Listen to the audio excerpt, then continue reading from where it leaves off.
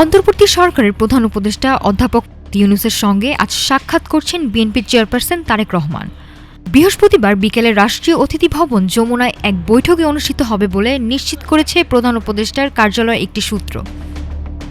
এর আগে গত বছরের ১৩ জুন যুক্তরাষ্ট্রের লন্ডনে অধ্যাপক ইউনূস ও তারেক রহমানের মধ্যে প্রথম একান্ত বৈঠক হয়।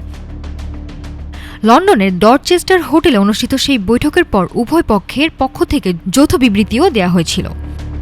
দীর্ঘ ১৭ বছরের নির্বাসিত জীবন শেষে গত ২৫ ডিসেম্বর দেশে ফেরেন তারেক রহমান।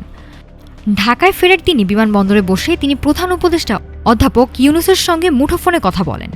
গত ৩০ ডিসেম্বর বিএনপির চেয়ারপারসন ও সাবেক প্রধানমন্ত্রী খালেদা জিয়ার মৃত্যুর পর ৯ জানুয়ারি বিএনপির চেয়ারপারসন হিসেবে দায়িত্ব গ্রহণ করেন তারেক রহমান। চেয়ারপারসন হিসেবে দায়িত্ব নেওয়ার পর আজই প্রথমবার অন্তর্বর্তী সরকারের প্রধান উপদেষ্টার সঙ্গে বৈঠকে বসছেন তারেক রহমান। এই বৈঠককে কেন্দ্র করে রাজনৈতিক অঙ্গনে তৈরি হয়েছে নানা আলোচনা।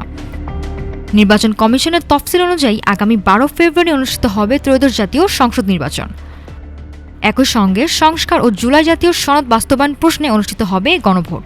নাফিসা সামিয়া, ঢাকা টুডে।